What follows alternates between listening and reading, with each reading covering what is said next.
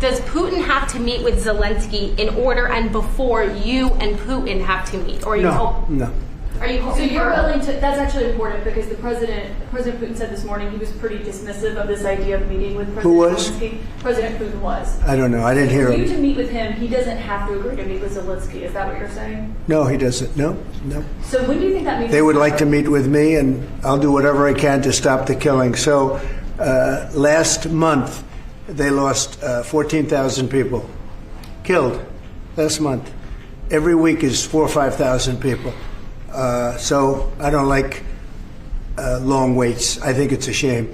And they're mostly soldiers. They're Ukrainian and Russian soldiers, and some people from the cities where, missiles are lobbed in and you'll lose 35, 40 people a night, which is terrible. But no, mostly it's soldiers, and you're talking about, on average, 20,000 a month. 20,000 people are dying a month.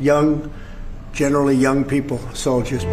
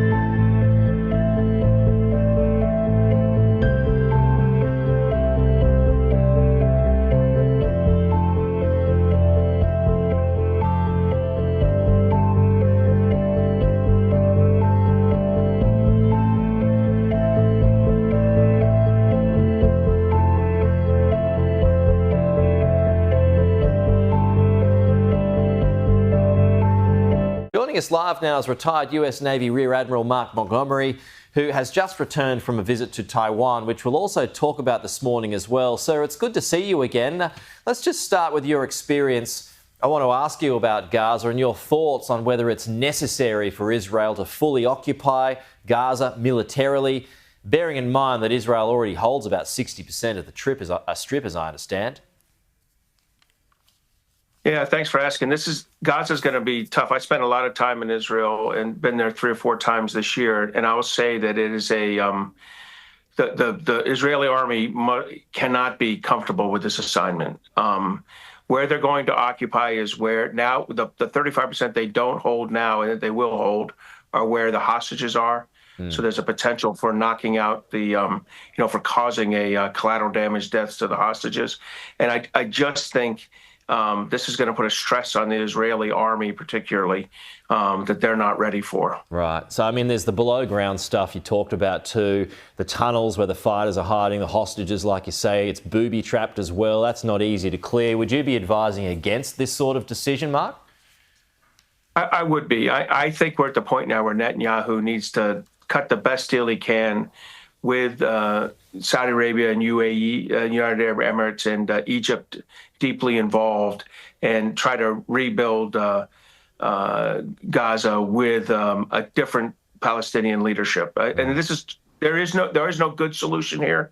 but probably full occupation by the IDF is the least good solution. Okay, let's go to this other war, the Trump-Putin meeting that could happen in the UAE next week. Mark, what realistically comes out of it? Because Russia, as we know, won't give an inch if he doesn't have to. Well, you're exactly right. I'm concerned about this. I thought Trump had finally maneuvered himself into a position where he was going to take the appropriate actions, some mix of sanctions on the secondary recipients of shadow fleet fossil fuels, oil and natural gas. That's India and China. I thought he was going to do that. I thought he'd provide more defensive weapons, or at least allow Europe and Ukraine to buy more, and then finally potentially provide offensive weapons to Ukraine. Instead, we're right back at the, we'll talk with my good friend Vladimir, and he just needs to remind himself what Melania apparently tells him every night, which is that, when you're done talking with Putin, he sends 500 drones into Kiev or Odessa or someplace else. And that's who Trump needs to realize he's dealing with, not the creature across the table from him. Yeah, all right. Well, let's see where that lands. I just want to get you on Taiwan, having been there myself. You spoke to the president, though. You've spoken to military commanders. You've just returned. What did you learn after that trip, Mark? Well, first of all, they're doing a good job getting ready. They're spending more on defense. They're approaching 3% this year. They'll get it next year. Then they'll go to 4% and 5%. They're somewhat hamstrung by the fact that only the United States will sell them weapons, but they're doing what they can. They're also training well, but they need more exercises with the United States and then hopefully willing partners like Japan and Australia. That's what Taiwan needs next, so that we deter China instead of having to defeat China. Yeah. If it were to happen, though, if China were to make a move, Taiwan would be quite simply overrun, and quite quickly, I would have thought. If it's on its own, the trouble for Xi Jinping will be Taiwan's backup, the US, possibly us as a form of American allies as well. So what help could we do quickly? Well, a few years from now, you could provide your AUKUS-provided submarines up there, and the sooner that Australia says that they are committed to that kind of action, they might be a long way off.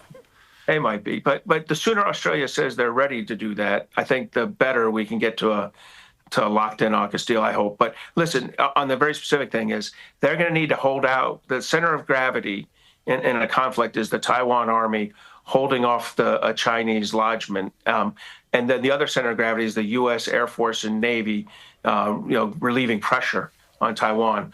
All those things need to be properly invested in. Those kind of investments, so submarines in the United States, aircraft, strike craft, and then good ground forces in Taiwan. If those investments are made, China will be deterred. Okay. Good to see you again, Mark. Thanks for your time. We'll chat again soon.